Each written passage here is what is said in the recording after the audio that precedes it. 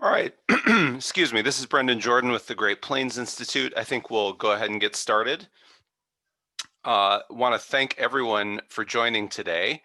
I'm going to offer only some very brief remarks, but it's been my real privilege to partner with the American Coalition for Ethanol and many other stakeholder organizations to consider how a clean fuels policy might be designed to benefit the Midwest and to really understand how fuels are produced in our region and how a policy that supports development of cleaner fuels and investment in lowering the carbon intensity of existing fuels can have an impact for existing industries.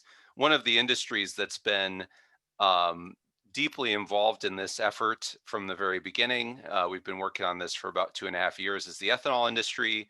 Of course, American Coalition for Ethanol has been our partner from the beginning, but this initiative has involved a number of other organizations within the ethanol industry and within corn agriculture.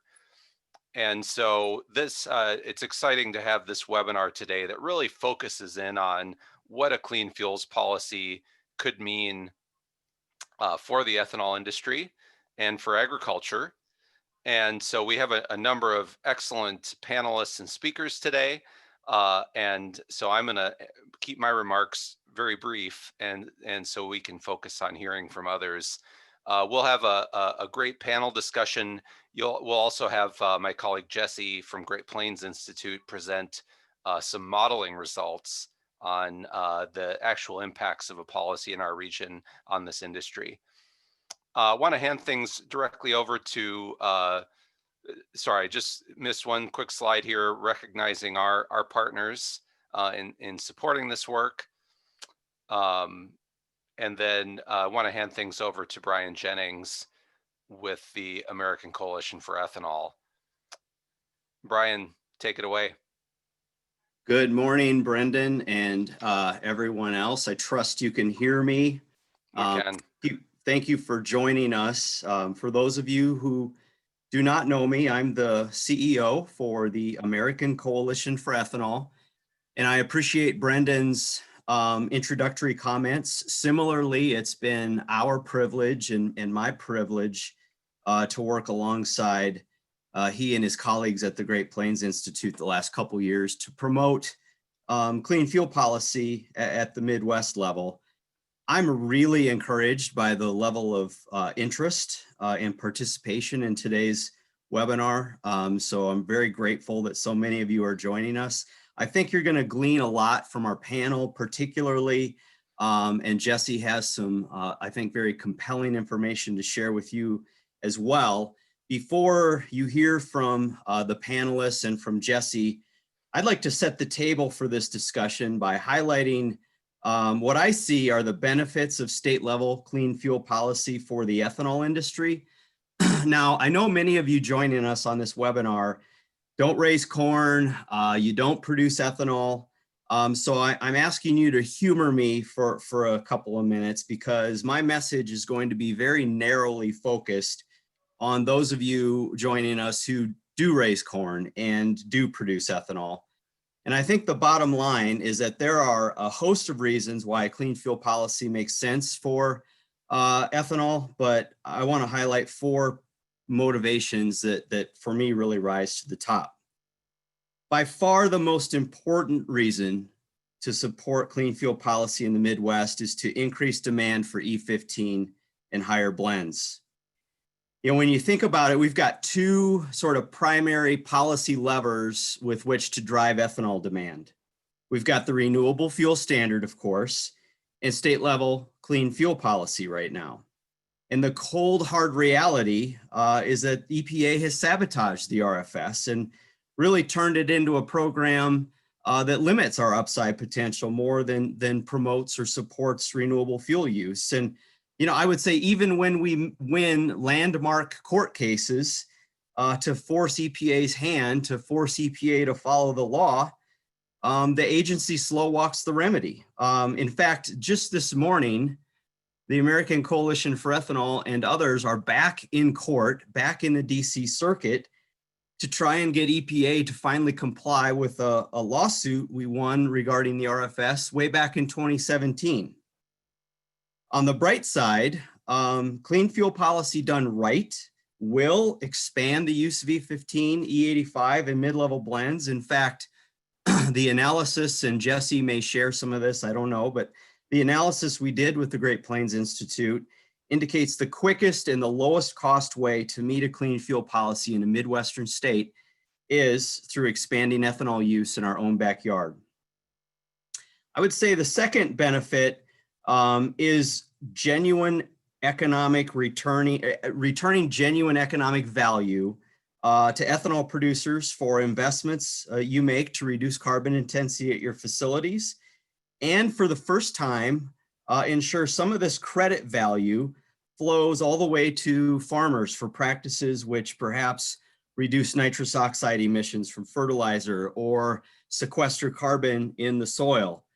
In just a couple minutes, Jesse is going to highlight the kind of premiums that ethanol producers and farmers could earn in the market through clean fuel policy. And I would say the reason we feel so confident about this return on investment is because we're going to insist that the latest GREET model from the Department of Energy, Argonne National Labs is used for life cycle analysis.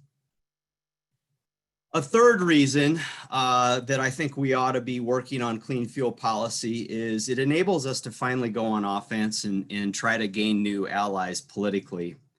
I don't know about you, but I grow tired of constantly playing defense on the RFS. And as the climate discussion unfolds across the country, those of you who produce ethanol and raise corn have an important decision to make. You can stand on the sidelines or get in the game. And I think clean fuel policy enables us to be proactive. It enables us to get in the game. In other words, when we're advocating for clean fuel policy, we are playing offense. We are positioning corn ethanol as part of the climate solution. And I think an additional benefit is this enables us to tear down those old battle lines, if you will, that were created by the debates over the renewable fuel standard, and does help us gain new allies who want to support a more market-based approach that rewards a broad portfolio of low carbon fuel technologies. And finally, I'm constantly preaching to ACE members that it's a matter of when, not if, Congress eventually takes up a national clean fuel program or a national low carbon fuel standard. And it's very clear that President-elect Biden wants to pursue a wide array of policies that are designed to reduce greenhouse gas emissions. And I shudder at the thought that the California low carbon fuel standard serves as sort of the only model by which the federal government eventually develops a national clean fuel program. So we've got to be working on this in Midwestern states. And I think if we're successful in continuing to build momentum across the Midwest for a more sensible clean fuel policy, it's going to force Congress, it's going to force the Biden administration to pay attention to the differences between our approach and that of California. And as a result, it will improve our chances of positioning corn ethanol as part of the climate solution. So I wanted to share this message with you, and I'm happy to turn it back over to Brendan or Jesse. All right, thank you so much, Brian, for that awesome introduction. With no further ado, I'm going to pass things off to Jesse Wyatt. Jesse is an energy planner and analyst at GPI and has been leading our analytical efforts related to the clean fuels policy. Jesse, it's all yours. Thanks, Brendan, and thanks, Brian, for teeing that up so articulately. So as Brendan mentioned, I'm Jesse. I've been fortunate enough to work on the initiative around this clean fuels policy work for the last couple of years. And I think hopefully this will be really helpful. I plan over the next 20 minutes to take sort of time to go through context. So the Clean Fuels Policy, kind of a 101, which may be very familiar with some folks on the call, maybe newer to others, and then spend a little bit of time going over the outcomes of the modeling efforts that GPI has been a part of, and that we've led internally to understand the implications of a Clean Fuels Policy for various fuels, and specifically here ethanol. And then finally, I'll take a little bit of time to go over some of the economic modeling results and outcomes of an initiative that GPI led around the Clean Fuels Policy as well. So what is the Clean Fuels Policy? It's described and is understood as a market-based policy that creates a market condition by setting a standard for reduced carbon intensity. So carbon intensity is just the emission output associated with a fuel and measured in carbon dioxide equivalent over time. And the creation of that market establishes the incentives for various fuel producers. So any fuel producer can participate or will participate to lower their carbon intensity through any variety of mechanisms. So it's sort of, choose your own adventure. You can undergo production process efficiency improvements. You can switch your feedstocks to lower carbon fuels or to lower carbon inputs, or you can seek to decarbonize the fuel and feedstock supply chain. So thinking transit or shipping. And the outcome of this is that you see a reduction in the use of higher carbon fuels and the support for broad commercial deployment of lower carbon fuels, including ethanol. Next slide. So how does this work? This is just a little bit more of a visual way to put it. So what you see at right is a graphic showing the policy timeframe on the x-axis, the carbon intensity of fuels on the left axis, and you can see this black line running across the graph showing the carbon intensity standard, which is a number set by the policy.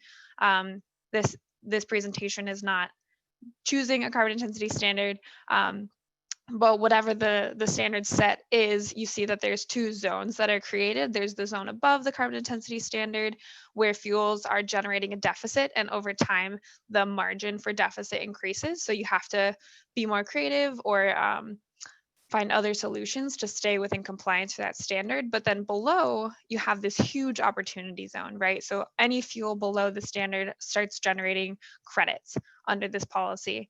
And the generation of credits or the generation of credit value will be proportional to the difference that your fuel is able to meet from the carbon intensity standard. So the greater you can create a margin, the more credits you can generate.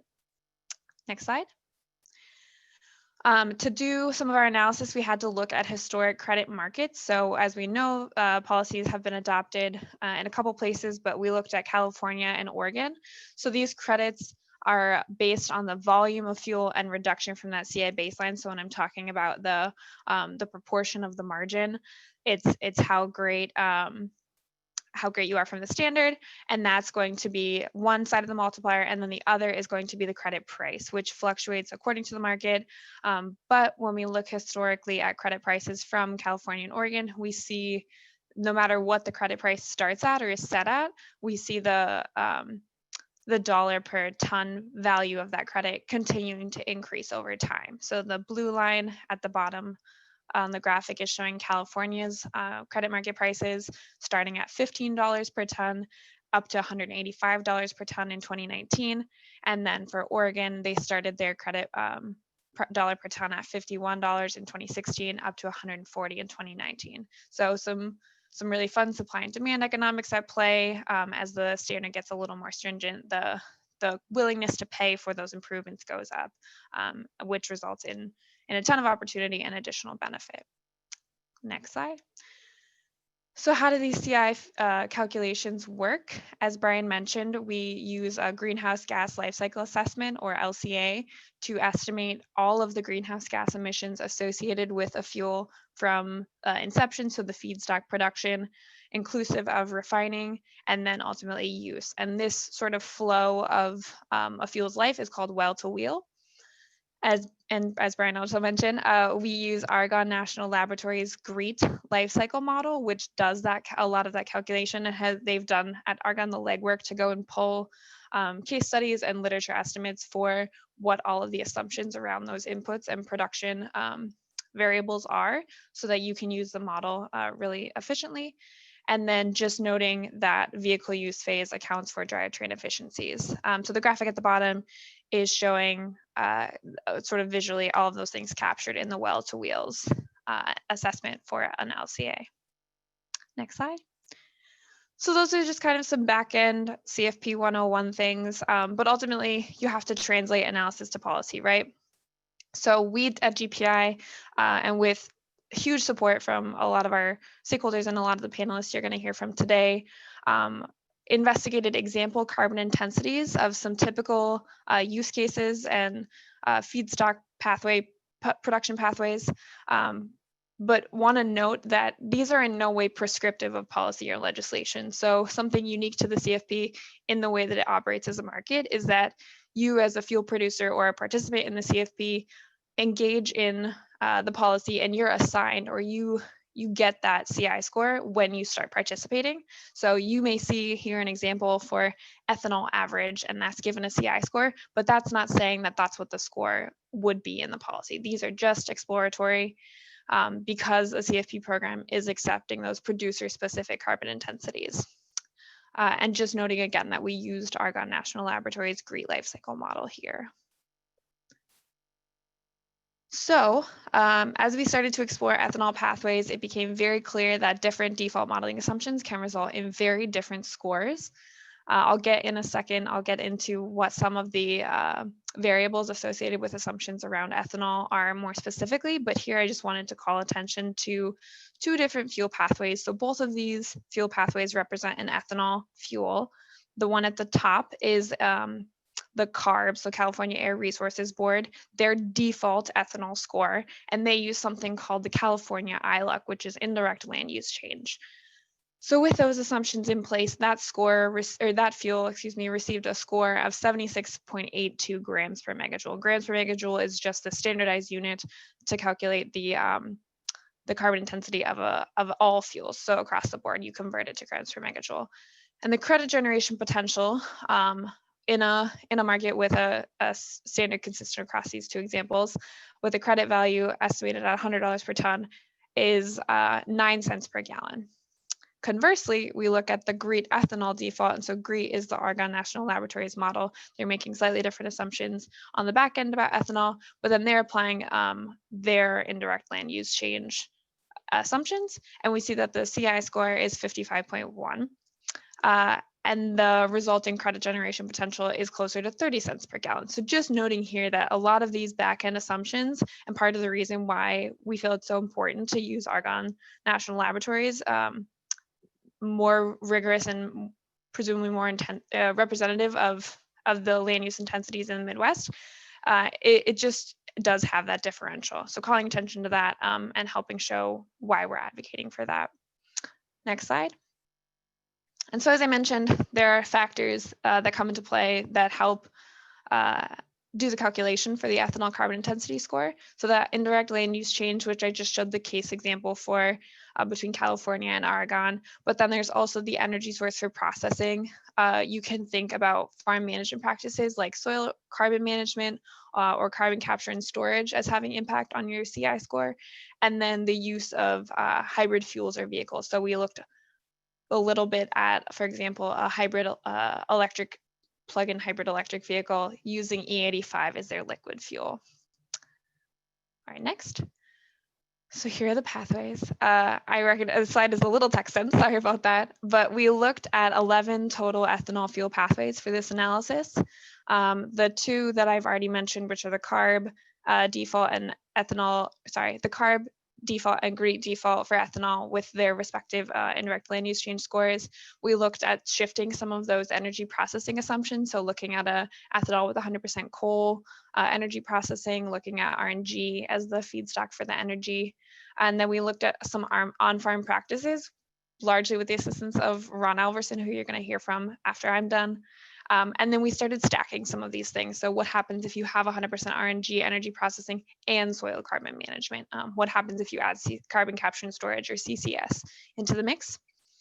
And then we looked at some of those blended fuels and hybrid mixes. So we looked at E85. And then we looked at, like I said, the plug-in hybrid electric vehicle with E85 under different electric grid scenarios. So all that means is just like ethanol is a fuel, electricity is also a fuel pathway under a CFP, and the feedstock used to generate or produce the electricity used in the vehicle is accounted for in the carbon intensity score. So we had to look at both sides of the coin when looking at these PHEVs with ethanol. And then a note about the blended fuels, like Brian was talking about, and hopefully everyone's fluent in this type of math, but just calling attention to kind of how you can think about the blended fuels CI score being calculated, because there may be some hesitation, it still includes gasoline, but basically it becomes a simple breakdown of the proportion of ethanol in the blend, whether it's 10, 15, 30, 85, is going to receive is multiplied by the carbon intensity of that ethanol. And then you add that to the proportion of gasoline in the blend. So for 85, it's 15% multiplied by the carbon intensity of gasoline, which is constant under this type of a policy. So the greater the blend proportion that you have of ethanol, the further below the carbon intensity standard that specific blended fuel is going to fall. So hopefully not complicated math. Hopefully I didn't overcomplicate it by trying to create a slide about it, but just wanted to note that so it was very clear how that type of blended fuel score would be calculated. Next slide. So you saw the list of fuels that we modeled, and I apologize that some of the labels got cut off in my slide, but you can see here the scores associated with each of those modeled fuels. So we compare everything to the gasoline standard at the top, which is a 91.6 grams per megajoule carbon intensity score. And then you can see going down, you have scores for these various ethanol pathways ranging from 76.8 grams per megajoule all the way down to negative 33.6 grams per megajoule when you have stacked the 100% renewable natural gas energy processing with soil carbon management. And then that also does include carbon capture and storage on the facility. So you can see it's a really broad range. The implications of changing some of the assumptions, which would in reality mean changing some of the on-farm practices or changing energy sources, can significantly impact the resulting CI. So it shows the flexibility that producers would have under this type of program to influence their CI and therefore their opportunity and the extent to which they can participate in this market. And then we compared all of those ethanol-specific fuels to other gasoline alternative fuels. So here, ethanol fuels are denoted with a little corn icon, and you can see that they fall across the board when interspersed with, and I wish I had a mouse to hover, but sort of conventional CNG falls right under the ethanol with some of the California assumptions. Thank you, mouse. And then as you go down the list, you see renewable CNG falling kind of in the middle of the ethanol scores. Some of the electric vehicle, which is EV, scores below, depending on what electric generation grid mix they have. And then still ethanol at the very bottom with some of those stacked practices at negative 33.6. So it just helps to kind of color who would the other actors in the market be, what types of scores do they have, and where does ethanol compare? So I'll give maybe like 2 seconds for people to just digest this. I know it's a really dense slide.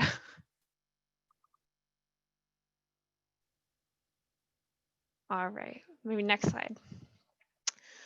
So these are all of the same fuel pathways, another dense slide, but we just wanted to call attention to the results in credit generation opportunities for each of those ethanol pathways. So what we're seeing here is the fuel pathway at left, a column for the credit generation potential where we assume a $100 per ton credit value, which is again based on some assumptions around the historic credit market prices for Oregon and California. And you can see and then the final column is the credit generation potential at a $200 ton per credit. So any credit price falling within that would fall within this range of value added income or credit value revenue for any of these different ethanol fuel pathways.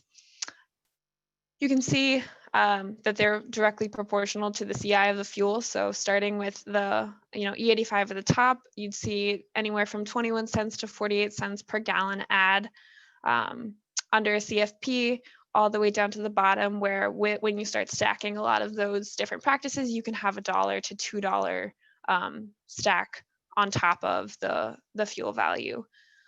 So a huge range here. I will note, because it's a little odd, that when we start looking at some of the hybrid vehicles, we are showing the generation potential in dollars per mile to account for how the electric fuel is used in the vehicle and the proportion of the fuel's use that's coming, or the vehicle's use, excuse me, that's coming from the liquid fuel versus the electric.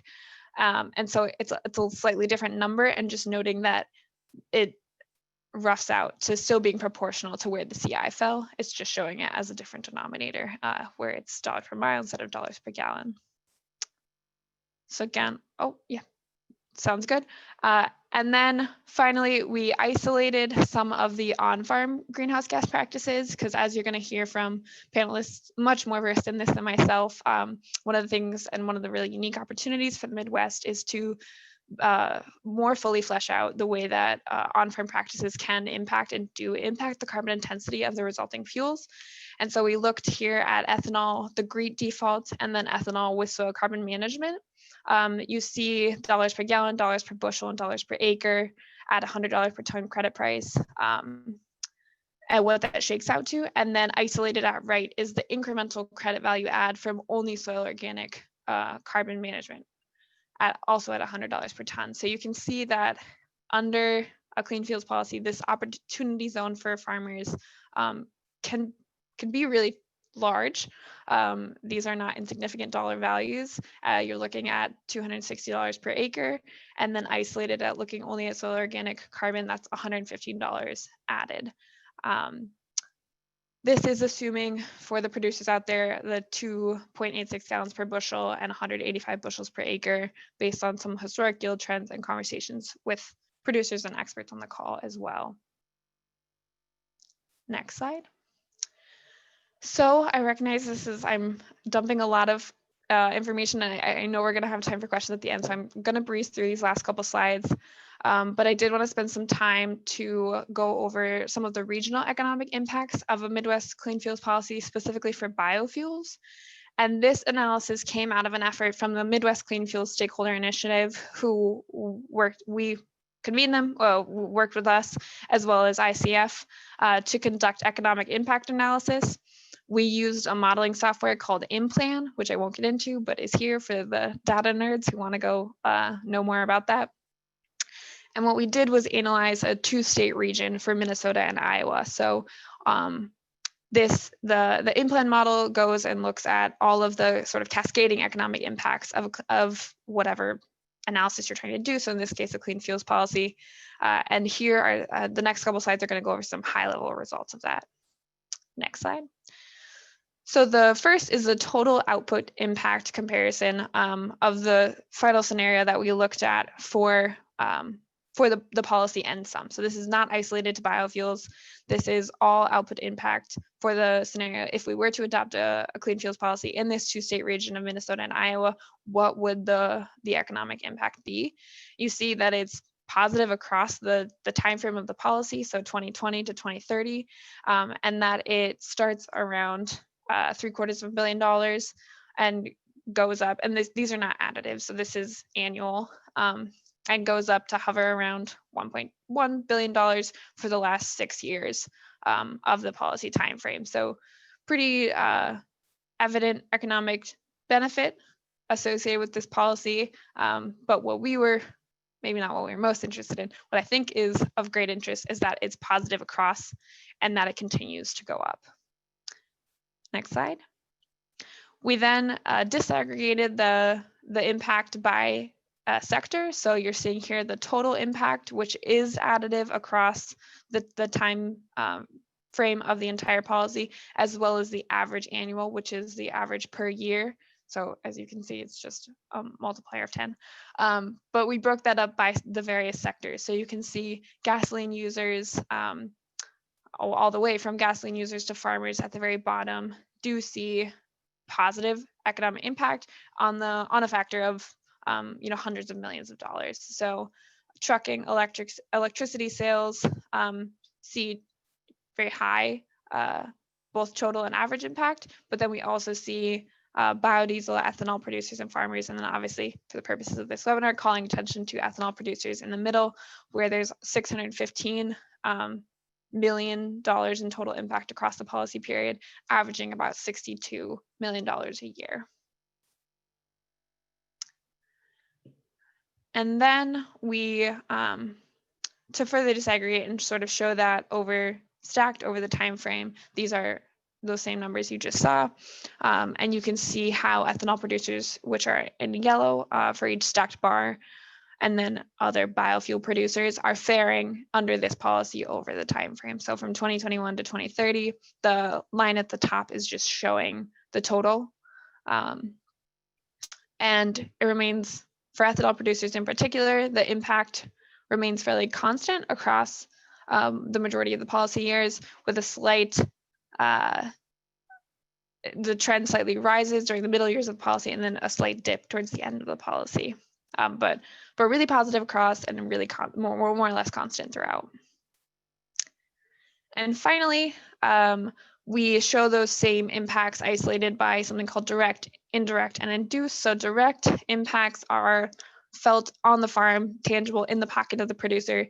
Indirect may be more of the cascading economic benefits associated in the locale, in your sort of community economy, and then induced are going to be the trickle, maybe two steps removed economic benefits. So you see here, the majority of the impacts we see for biofuel producers and farmers. So here we're reaggregating, for example, ethanol, biofuel, or biodiesel all into biofuels. But the majority of impacts we see are direct.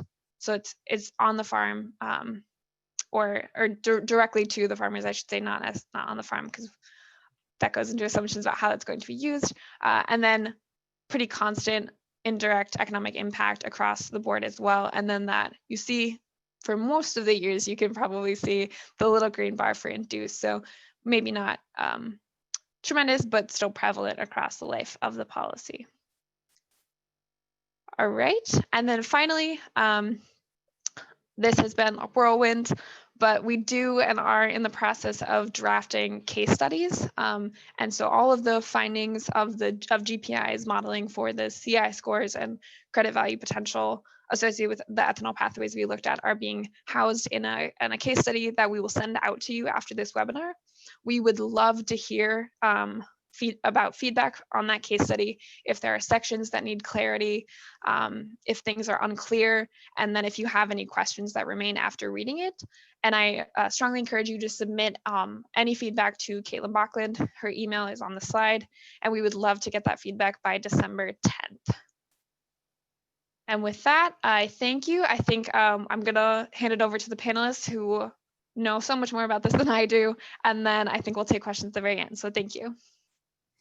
Thank you so much, Jesse. Great presentation. And I'm going to go ahead and just really quickly, well, actually, I'll introduce our speakers one at a time. Our first panelist is Neil Curler, who's a policy advisor with the Renewable Fuels Association, co-founder of Pacific Ethanol, and just retired as its president and CEO, and has been very active on clean fuel policy development in multiple jurisdictions. And Neil, take it away. Really great to have you today.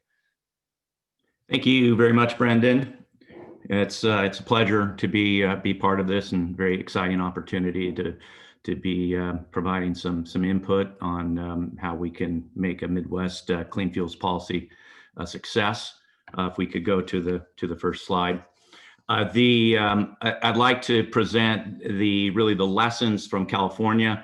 As co-founder and CEO of Pacific Ethanol, I was standing next to Arnold Schwarzenegger back in 2008 when he announced the executive order. It took until 2011 to implement it.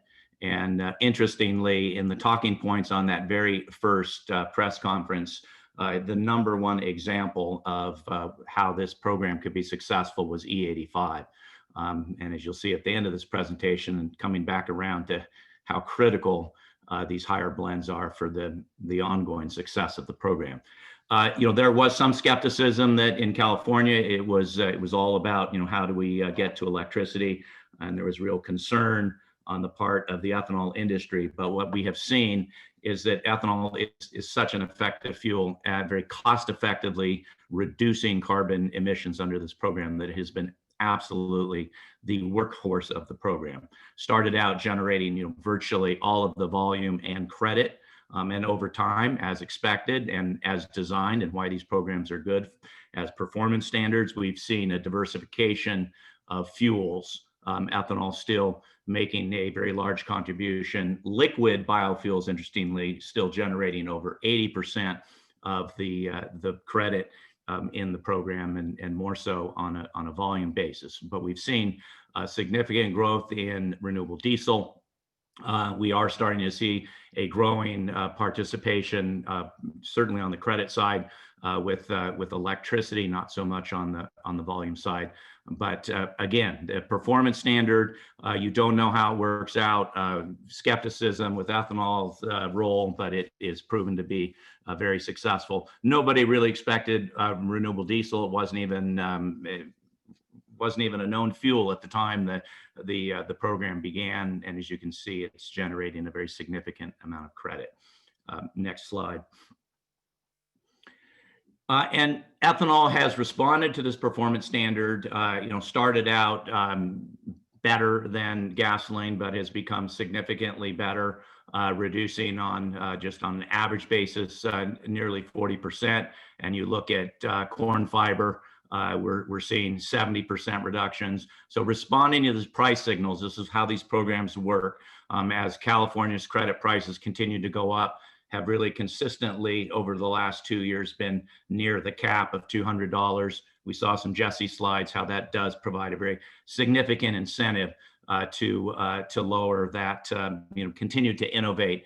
And we at Pacific Ethanol, what started with the lowest hanging fruit, better heat exchange, variable speed motors, other producers in California that were closer to the dairies, building pipelines to hook directly into the dairies through anaerobic digestion and substitute natural gas with biogas, cogeneration, biomass cogeneration.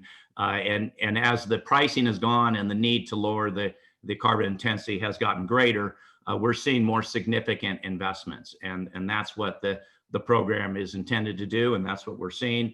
And as we involve farmers and others, as you saw from some of those early slides, we can get CIs that are approaching zero, if not negative numbers. Next slide.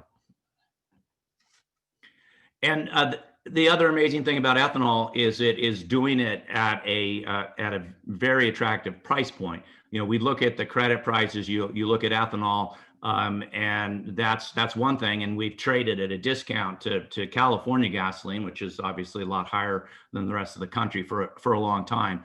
But there's an economic aspect, and this gets to how ethanol can help really motivate car manufacturers, and in response to this program, to get more efficient engines. The octane value of ethanol is phenomenal. So here you're buying a product that's at or slightly above or below the price of gasoline, but there's an octane value in that fuel that is over $1 a gallon.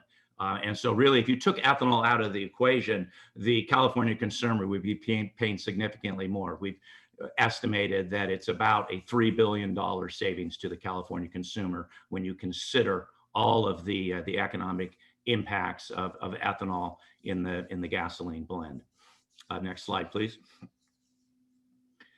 So this is a slide from California's Air Resources Board's what they call their dashboard, and it's kind of indicated from the beginning of the program, the credits and the deficits, and then the net bank of accumulated credits. And this was how the program was designed. They anticipated in the earlier years there would be a lot of credit generation, and then you would start drawing the bank down, and that would then supply demand, increase the credit prices, and provide more incentives for the innovation and the lower, so that the credit bank could be pushed back up.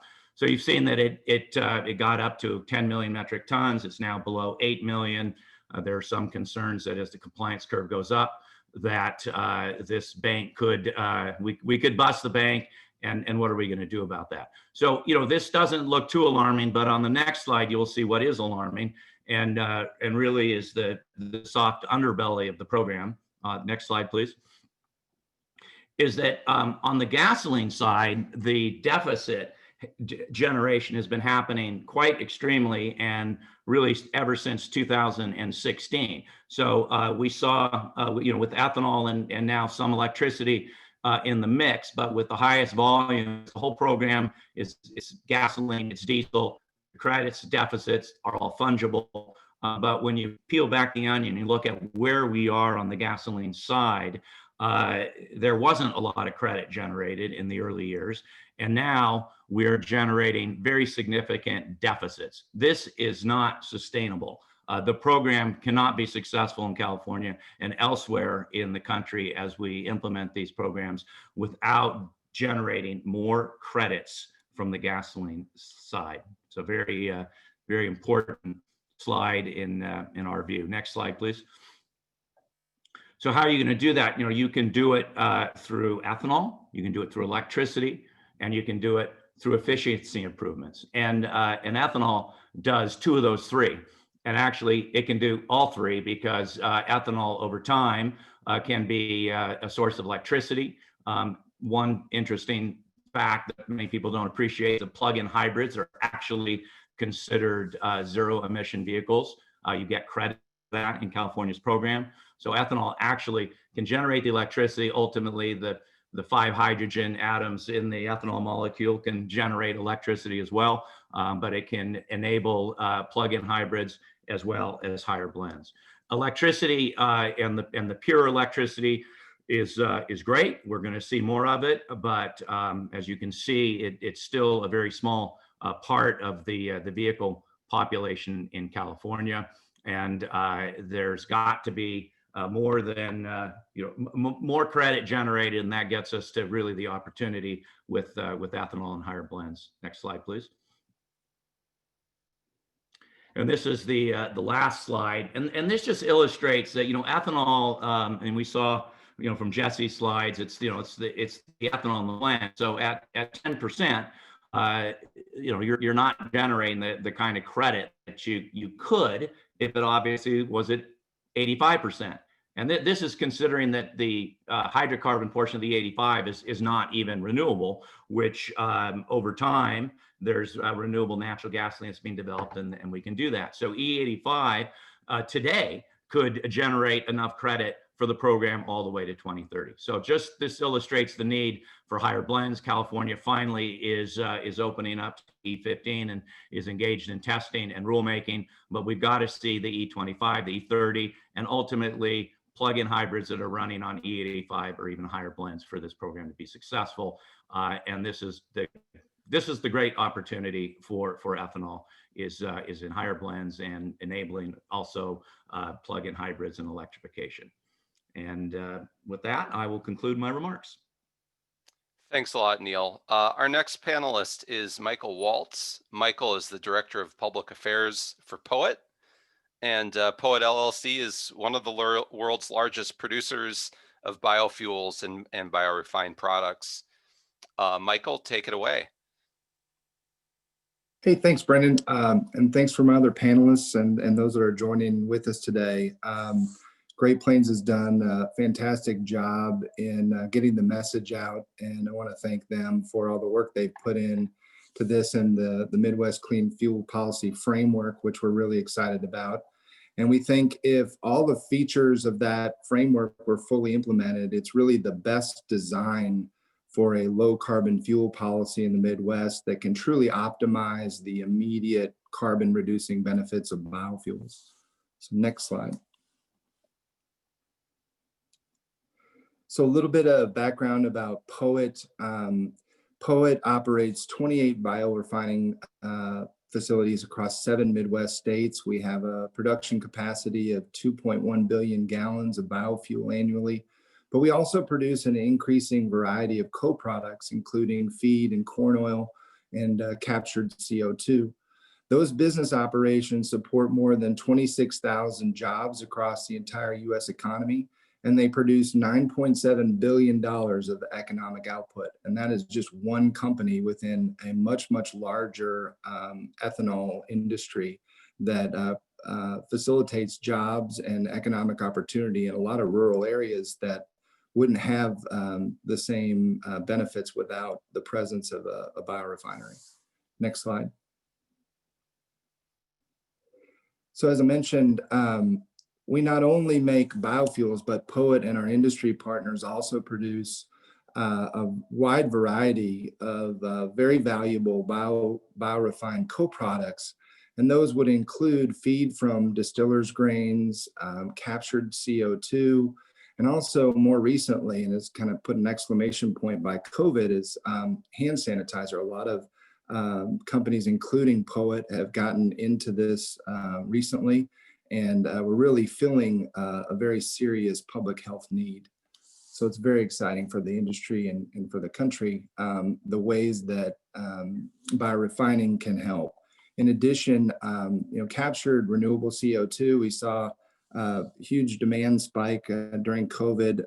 And interestingly, I didn't even know this before COVID hit, that our CO2 actually helps with municipal water treatment in some areas that were experiencing a shortage of the supply.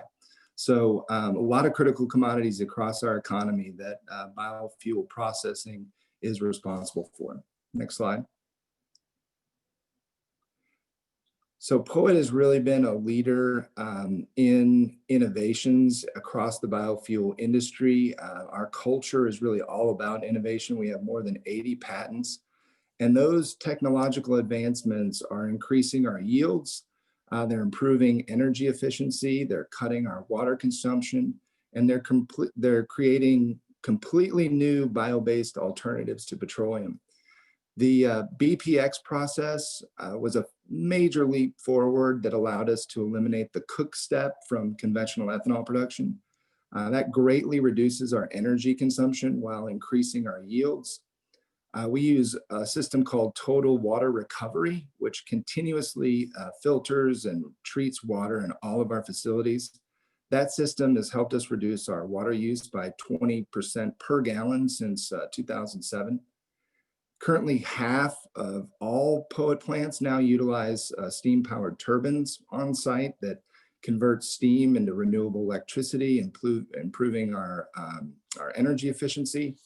And then two unique features at our Chancellor facility, which we'll talk more about in a little bit, are the use of a solid fuel boiler that burns several hundred tons of wood per day, and then methane gas collection technology that captures and burns methane gas from the local Sioux Falls city landfill. POET has also pioneered production of cellulosic biofuels from corn stover and from corn kernel fiber. And we are also recognized recently as a most innovative company by Fast Company for the development of Jive, which is a renewable asphalt rejuvenator that actually performs better than petroleum in many of our kind of northern climates and cold weather. Next slide.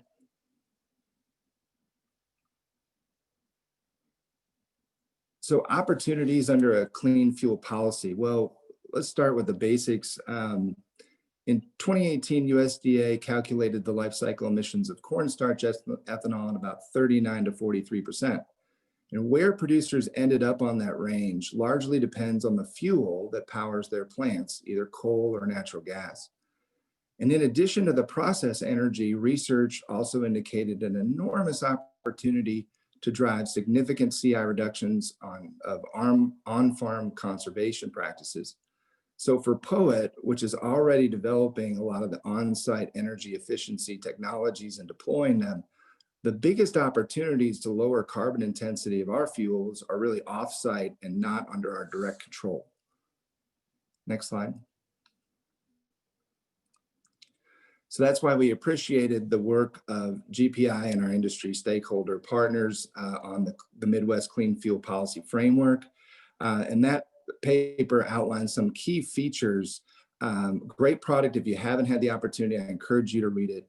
But a few of the features that Poet were most excited to read about was the technology and fuel neutrality, making sure that biofuels can compete on a level playing field. 2, more accurate life cycle scoring using the Argonne National Lab GREET model. 3, using the best available science and historical data for scoring land use change. Using direct accounting for on-site renewables like we've done at Poet, and then allowing indirect accounting for off-site renewables. For example, allowing biofuel producers to use a power purchase agreement with their utility to utilize wind or solar energy. Next would be the consideration of engines that can optimize the octane and the fuel economy of higher biofuel blends. Considering state blending goals and incentives, and we'd be doing so in markets unlike California and Oregon that not only allow, but encourage higher biofuel blends like E15. And lastly is the farmer-led soil health and CI improvements, which we'll get into in more detail. Next slide. So there are a host of benefits, potential benefits from a properly designed low carbon fuel policy for the Midwest. That starts with value creation.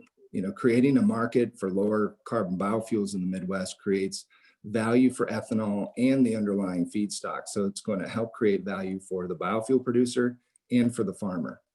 Same with demand growth. We expect to see enormous demand growth for cleaner biofuel blends like E15 and E85, which grows demand for grain.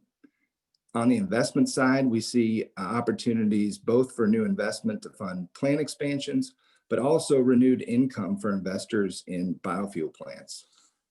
Jobs, very important for policymakers and folks in rural areas.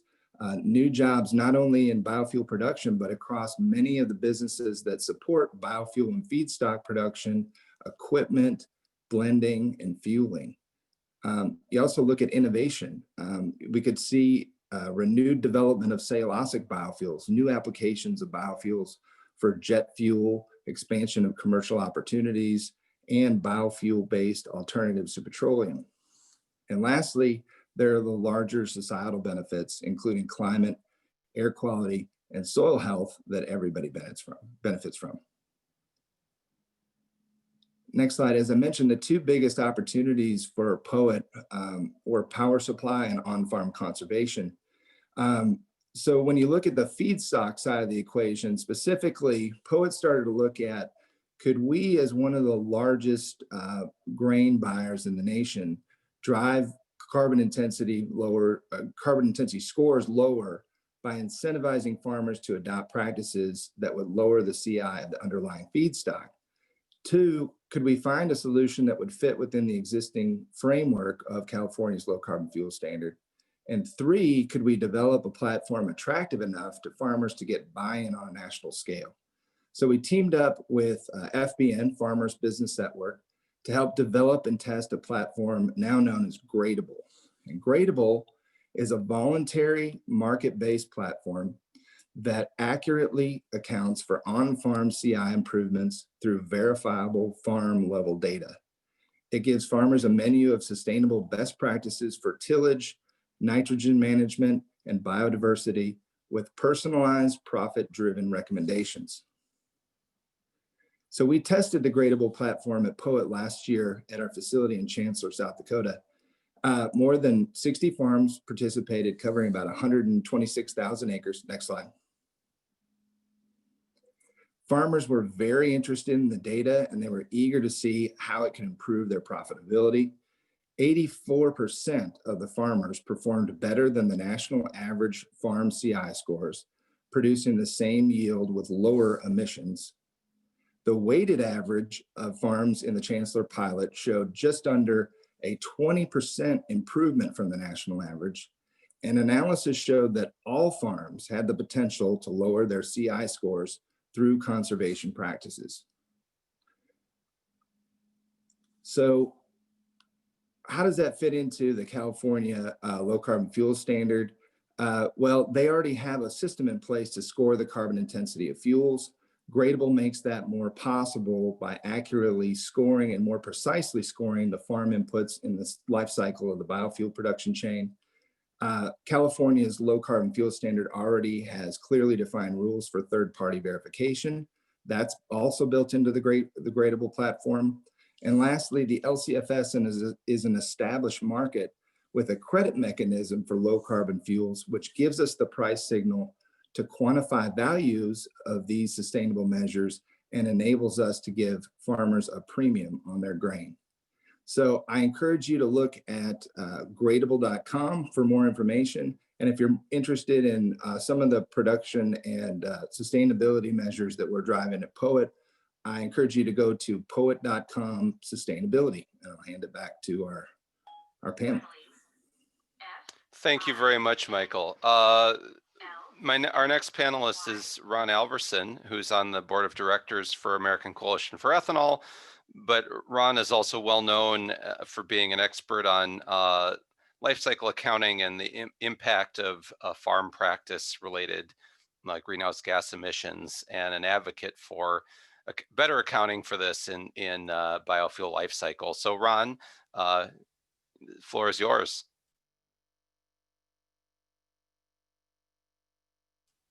You might be muted, Ron. How's that? Can hear you now. Okay, thanks, Brendan. I appreciate this opportunity to talk in particular about corn production greenhouse gases.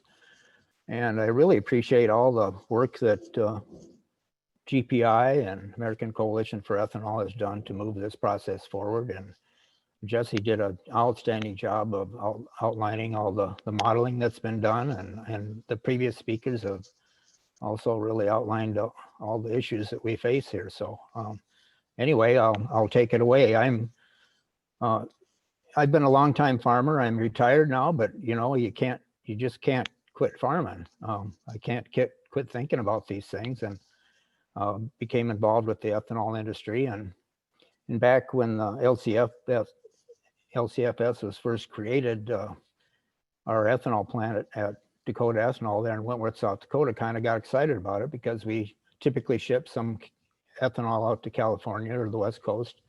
So we all became carbon counters. And at the same time, I got to tinkering with the corn production part of the life cycle and realized that, hey, corn producers should become carbon counters too, because someday we might get some credit for doing these good practices in our cornfields that reduce the CI. So anyway, next slide, please. Okay, this is a couple charts that I made, and I chose to use the GREAT model to come up with the CI score for an average dry mill. The dry mills kind of dominate our area of the world in the Western Corn Belt. So you'll notice that's a lower number than what Jesse showed. Jesse showed a Midwest average of 55.1, and that includes all the dry and wet mills and the coal-powered mills and everything else. So this is a dry mill with natural gas, and it kind of breaks down where all these different emission points come from. And then the upper right chart is a chart of the corn production emissions, and it breaks down where each of those emission points are. You'll notice that there's some big elephants in the room on both charts.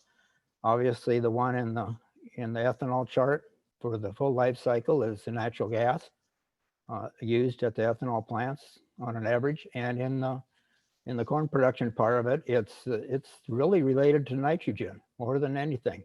It's the nitrogen manufacture and transportation for those nitrogen fertilizers, and it's the nitrous oxide emissions that occur in the fields when nitrogen is applied to soil. So I have to give credit to the Argonne team.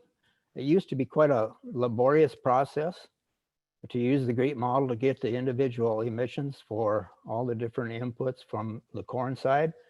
But 3 months ago or 2 months ago now, they released what they call the FDCIC. That's their feedstock carbon intensity calculator. And you can easily do that now by using this little tool that they've made available at the GREAT website. So thanks, you guys. This is really helpful. We can do this with precision now. And we can do the what ifs. You know, what if I reduce fuel use? How much impact does that have on the carbon intensity of my corn production? So next slide, please. Okay, what are ethanol plants doing to reduce the carbon scores? I said that we've all become carbon counters, at least as folks that go to the West Coast and Oregon and California for our ethanol markets. You know, a lot of them, in fact, dominated now. The corn oil extraction for a bio and renewable diesel is just in just about all dry mills across the United States. And the usual slate of you know, better energy efficiency, VFD drives on the electric motors and ethanol plants, things like that all make a difference. A few plants and a significant number of plants have put in combined heat and power systems. Up here in the upper Midwest, we rely on on coal for about 50% of our electrical generation. So if we can use natural gas to generate electricity at ethanol plants with the heat and power systems, we can reduce our CI for that electricity quite significantly. A lot of plants have adopted corn kernel fiber ethanol conversion technology. This has the results of we can increase our ethanol yields per bushel of corn by fermenting the fiber in the corn by just about 10%. We can go from about a 3 to a 3:1 conversion, and that means about 3% of the ethanol that we sell out of Dakota Ethanol with CKF is really low carbon cellulosic ethanol. And finally, one of the big things that we can do is we can grab the fermentation CO2 and capture it and transport it and sequester it in some geologic formations in the area. There's a lot of talk about this now. There's several projects going on where they're getting people to sign up and talk about and collectively build a pipeline to do this. So, and if all those things can happen, we can really reduce the CI. Okay, next slide, please. Okay, what do corn farmers can do, and what are they doing? What can they do to further reduce their CI? For one, we can utilize low carbon biofuels in farm tractors, sprayers, combines, and trucks. Currently, the GREET model for the Midwest average assumes that we use all fossil fuel in that. So this is a relatively small point, about 3 grams per megajoule for the fossil fuel use for farm tractors and sprayers and combines and trucks. But if we can use a renewable diesel in those machines out there, we can cut that in half at least. So maybe drop a gram or 2 off. We can use low carbon forms of nitrogen fertilizer. There's a lot of difference in the form of nitrogen fertilizer for the carbon intensity that happens when it's manufactured and transported. For instance, ammonia fertilizer has a CI of about 5 grams per megajoule for about 140 pounds of N. And on the other hand, ammonium nitrate fertilizer has a CI of about 11 grams per megajoule. So just little simple things like picking a better form or a lower carbon form of nitrogen fertilizer can really reduce the CI from nitrogen fertilizer. Here we're talking, if we implement precision nitrogen fertilizer management, that's kind of called 4R. It's the right placement, right time, right rate, and right form. If farmers can do this and get incentivized to do these things, we could really reduce the nitrous oxide emissions. And as you saw on the pie chart, that's really the biggest emission point for corn production. The GREET model currently assumes that 10% of all the nitrogen that we apply on cornfields is lost by volatilization. Farmers can almost eliminate volatilization loss by incorporating the nitrogen in the soil when they apply it or injecting it in the soil. And also the GREET model assumes that 30% of all the nitrogen that we apply in cornfields and 30% of all the nitrogen in the corn stover and the roots is lost from the fields due to runoff and leaching losses. Now, if we implement the 4 Rs, we can dramatically reduce those losses and reduce nitrous oxide emissions in that way too. And reducing tillage intensity to build soil organic matter and sequester carbon in soil. Until just recently, until the Argonne guys released the FDCIC, the GREET model didn't address this issue. They assumed that all biofuel feedstock crops were the same. They assumed that, for instance, soybeans and corn and sugarcane all had zero effect on soil carbon. Well, crop scientists and soil scientists know this is just not the case. They're all dramatically different.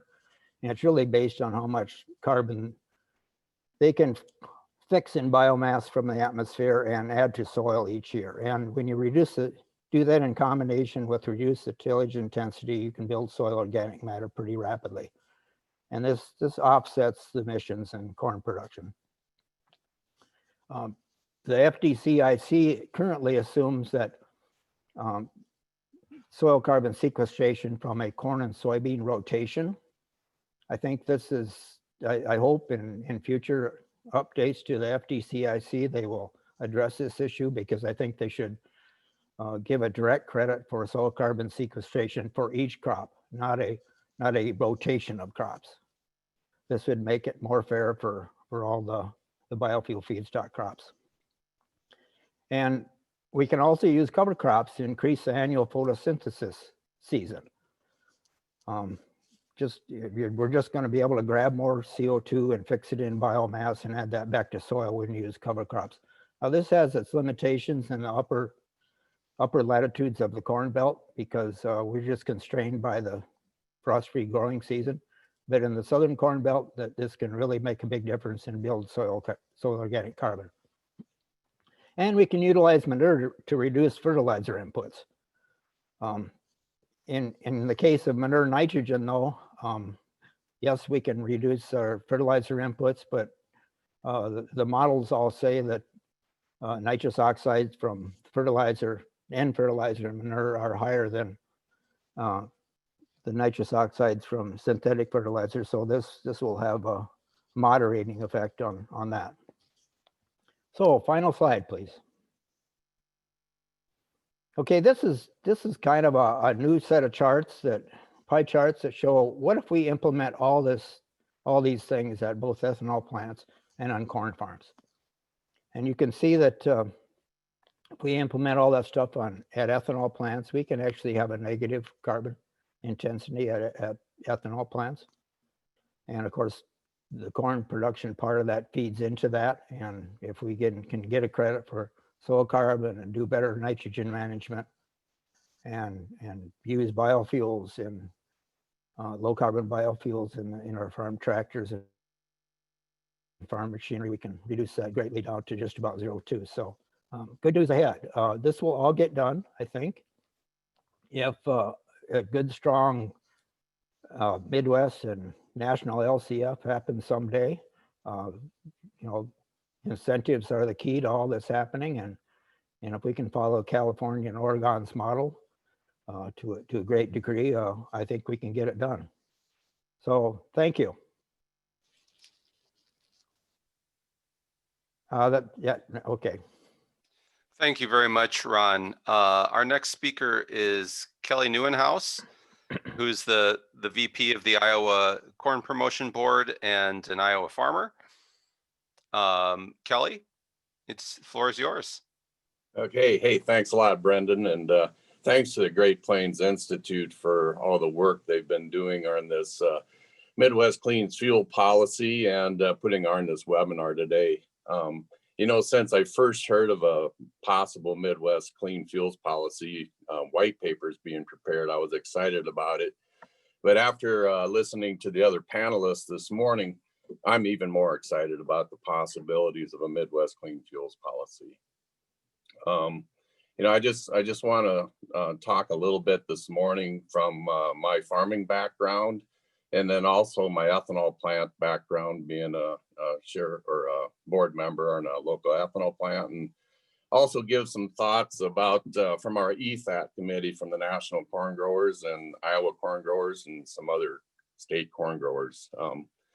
I want to start by giving a little background on my experiences with CI scores. I've been involved as a board member of Siouxland Energy, an ethanol plant here in Northwest Iowa for several years now, and we've been focusing on lowering our CI scores for most of those years. And we do qualify for California's low carbon fuel standards. And 80 or 98% of our ethanol goes to California, so we know the benefits of that. Having a low CI score does have its benefits, and it does pay premiums, but it also has its cost, and those costs have to have a good ROI on them to justify them. But we feel strongly that they do, and we're continuing at Siouxland Energy to invest in lowering our CI scores, and do believe in the future of biofuels industry is in carbon reductions, both at the plant production side and the farmers who produce the corn for them. My thoughts are with a Midwest clean fuels policy, more biofuels producers can take advantage of carbon credits, and it's a lot to do with their logistics of their facilities and also their transportation costs. Going to my farming practices, I do believe farming practices are a significant part of the overall carbon intensity of biofuels. And I feel today that most farmers would qualify for some carbon credits already.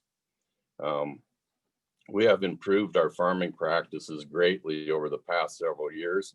But I really don't want to have any farmers feel that this type of policy will force them into practices that are not economical for their operations. You know, I have had discussions with leaders in this policy work, sharing my farming practices, and our operation has gone to a one-pass vertical tillage in the spring on both soybean stubble and corn stalks, leaving most of the residue on top. And then also over the past several years, we went to 20-inch rows on corn and soybeans. And with a higher population corn, we've grown our organic carbon or organic matter to between 5 and 6.5. And just by increasing our organic carbon in our soils, the carbon sequestration rates continue to increase. And also because of that organic matter increase, we've been able to lower our nitrogen rates and yet increase our corn yields. We're consistently producing 240 to 250 bushel corn on 140 pounds of nitrogen. So that's changed drastically over the last several years. So, you know, with these improved practices, we need land use change policies updated to meet our current practices. The one that's currently used by California's low carbon fuel standard is, in my view, outdated and needs to be updated. And with that, just recently, our EFAT committee and the National Corn Growers had provided comments to CARB about including agriculture's greenhouse gas reductions in California's low carbon fuel standard. In that letter, we shared information about our Soil Health Partnership program. The Soil Health Partnership uses science and data to work with farmers in adopting practical agricultural practices that improve the economic and environmental sustainability on the farm. And that's where I feel a Midwest Clean Fuels policy will benefit down to the farm level with updated land use change policies. At the National Corn Growers, we also support a market-based voluntary opportunities for farmers to provide carbon reduction benefits and opportunities to contribute based on carbon offsets and carbon sequestration through their crop production.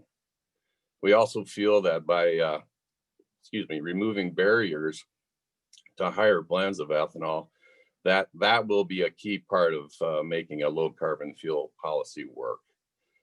We definitely need to open the tanks to higher blends, beginning with E15, but also moving forward with high octane mid-level blends and through E85 and FFEs. The Midwest Clean Fuels policies could work with well with National Corn Growers high octane, low carbon policy that is part of the Next Generation Fuel Act. From the state corn growers, we do feel Midwest clean fuels policy needs to be a united group of states, all on the same page to make this work. We need to have those conversations and find a position where all are on board.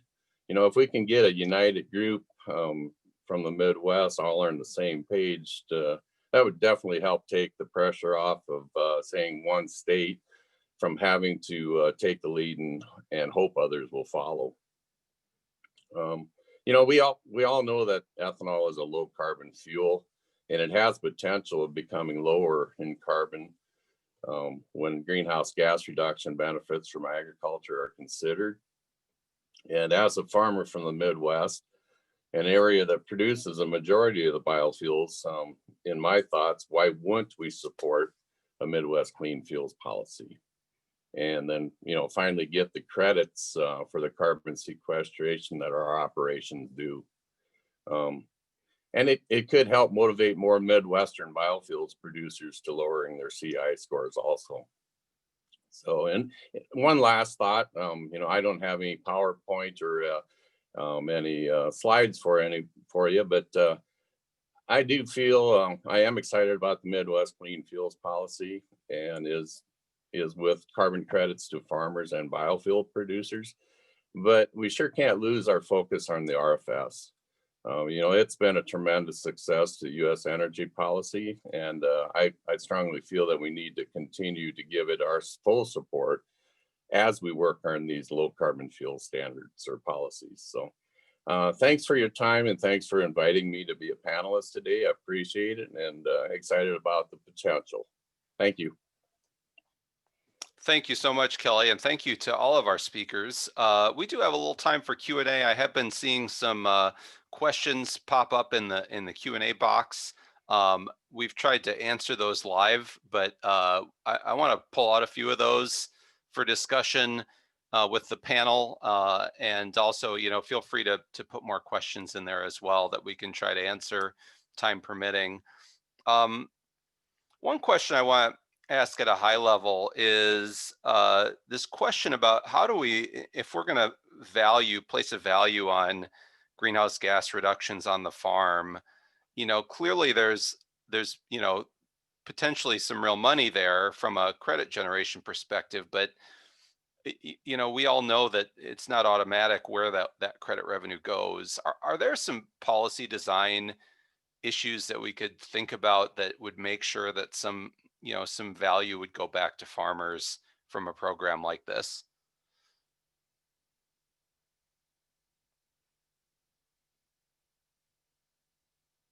Anyone want to take that? Well, I guess I was waiting maybe for Kelly Farmer, but I think that the design is really what we have, say, in California and Oregon. It's in the value of the ethanol, and then that becomes, you know, just as supply and demand is determined what the credit price is and how those economics work. The same would be true if we allow for the credit generation from farm practices. Then it's going to be a negotiation between the farmers and the biofuel producers on how that corn is valued. So presumably there would be a premium paid for that corn. Yeah, that'd be the simplest way. There may be other ways, but I think it gets a little complicated if you're trying to have a bifurcated system where essentially the farmer becomes an obligated party. I think it's best to work with the existing formula. Kelly, I think you were trying to get in as well. Yeah, I just thought I'd put in my perspective. You know, I think if the incentives are good enough, farmers will work on changing their farming practices even more than they already have. But as a farmer, we've all seen things like this in the past where there's too many people that want a piece of the pie and there's not much left over when it gets down to the farmer level. So in some way, shape, or form, it'd be great to try to avoid that situation.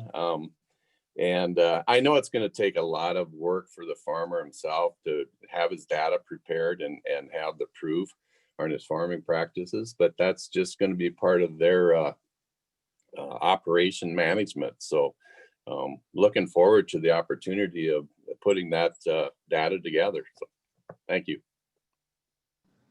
Yeah, really, the bottom line to me is if the biofuel producers, the ethanol plants, really want to lower their carbon score, they're going to have to incent these farmer guys to lower their carbon score on their corn production. So it's going to be a negotiated settlement, but it's going to have to be mutually beneficial for both, or it just won't work.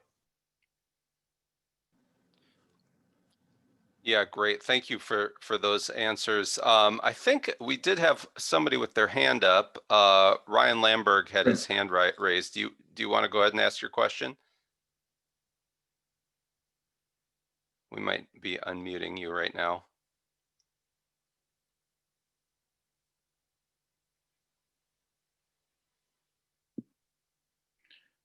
Thanks, Brendan. Thanks, everybody. No, nothing specific that wasn't already answered. I appreciate it. Just looking to see how all these biofuels can work together, whether it's RNG, biodiesel, ethanol, in the same way, and kind of insights on building the entire ag sector. Thanks.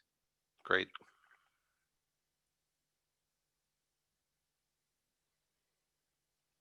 Well, definitely an important point. A lot of, for policy design. Can I ask a question about how the Lcfs relates to the renewable fuel standard? If anyone has thoughts on that, is this adding on to the RFS? Is this replacing the RFS? How do those two policies compare from a national policy perspective? I'll chime in a little bit here, just from a policy perspective. I don't think that they're mutually exclusive. I think that we've seen the RFS nationally, while California and Oregon have their own clean fuel policies. A number of other states are considering new Lcfs policies. So I don't think they have to be mutually exclusive. And I'll echo some of our other panelists that the RFS is, historically the most important and effective clean fuel policy that we've had, and it needs to continue. So I think we should do both. There should be volumetric requirements for biofuels to make sure that we have access to the market, and there also should be some of the carbon intensity scoring around fuels to make sure that we have a competitive marketplace for low carbon fuels. To answer your earlier question, Brandon, in our analysis, it showed about a 10% decrease in farm level carbon emissions would result in a $19 per acre credit in the Lcfs today. If you translate that through the GREET model with an average of 166 bushels an acre, that's an average payout of about 12 cents per bushel. So additional value to the farmer and additional value to biofuel producers, I think would be very helpful in trying to incentivize or structuring the proper incentives for farmers to adopt increasingly more sustainable practices and getting biofuel producers to continue to drive efficiencies within the process and the life cycle of their fuels. Yeah, Brendan, this is Neil on behalf of the Renewable Fuels Association. We're absolutely not talking about trading the RFS for an Lcfs. It is additive. The RFS is a great foundation. Unfortunately, the foundation has crumbled a bit through what has been just abhorrible implementation of that. If we were properly implementing the RFS, it would be a lot more successful and would be driving a lot more carbon reductions. We add on top of that a performance-based standard on Lcfs. Not only does it drive further carbon reductions from biofuels like ethanol, but it's going to open up the opportunity to other fuels as well. And if we're talking about decarbonizing transportation and getting as close to zero as possible, we need a lot more ethanol and a lot of other clean fuels as well. And that's what both regional and national clean fuels policies can bring. Hey, Brendan, this is Brian Jennings with the American Coalition for Ethanol. I want to share a perspective on this as well, since I'm the one that pointed out the cold hard reality that the RFS has been sabotaged and it's not working very effectively to increase ethanol use at this time. ACE was the first organization far before anyone else to promote renewable fuel standard enactment by Congress. And so I want to be crystal clear with everyone that we are not abandoning our support for the RFS. As I indicated, we're in DC Circuit Court this morning with the other groups defending the RFS against EPA's mismanagement. But how long can we continue to only play defense on the RFS, I guess was the question I posed for this industry. It's time for us to start going on offense. And that's why, parallel to defending the renewable fuel standard, we have to very effectively be working on these clean fuel policy solutions at the state and the federal level. Great, thanks, Brian. You know, maybe one last question. We're maybe a minute over here, but so maybe it's kind of a lightning round. But I got this question about the Biden administration, and we're seeing these proposals for 100% EV, and just wonder if you could reflect on the advantages of a fuel neutral approach from a climate perspective. This is not a 100% anything program. It's really a fuel neutral program. What advantages do you see to that approach? This is Brian Jennings. Maybe I'll jump in first, and I will just say, be very, very skeptical of any policy solution that's a silver bullet, my friends. Any policy solution that suggests 100% of one thing is going to accomplish what you want to accomplish. It's a fool's errand. It's not practical. It's not sensible. And I am not an opponent of electric vehicles. I think we need more electric vehicles in the United States and around the world. But it's just one part of the solution. And that's why a portfolio approach, a performance standard like a clean fuel policy makes so much sense, because it sets a benchmark carbon intensity and it allows the marketplace and those of us that participate in the marketplace to figure out the most effective, the most efficient, the most cost effective way to reach those carbon intensity benchmarks. I don't see some of these lofty goals of 100% of EVs by a certain date bearing fruit at the end of the day. I see these performance-based policies that bring a lot of stakeholders together really being effective in the long run. Yeah, this is Neil. I would just totally agree with everything Brian is saying, and would add just a couple quick comments to that, which is one, consumers don't want to be told what vehicles they're buying. That just doesn't work. I mean, California tried in the past, it didn't work. And the governor's announced an executive order that they may try again, but that's not going to work either. And so we need true choice. And we need, from a climate perspective, we need carbon reductions now. The ton saved today is so much more valuable than the ton you're going to save 20 years from now or even 5 years from now. And that's, where these clean fuel programs, and specifically as relates to this subject today, ethanol, can achieve very significant incremental reductions in carbon today. And that's very valuable from a climate perspective. All right, great. Well, we are over time, so I think we'll wrap up now, but I want to just once again thank all of our wonderful panelists. This has been a great, very informative event, and you can stay engaged. You can download the white paper at betterenergy.org/clean fuels paper. You can follow Great Plains Institute on social media for updates on this work, and also American Coalition for Ethanol, I should add, has been providing a lot of updates about this work, and other partners. You can sign up for Great Plains e-newsletters as well, and we provide updates on the clean fuels work, among other things. We will be making all of these webinars available offline, as recorded versions of this will be available. You can share them with others, or rewatch for some fun on a Friday night, or whatever whatever makes sense. So thank you again for your time, and ready to adjourn. Have a great Monday. Take care. Bye. Thank you.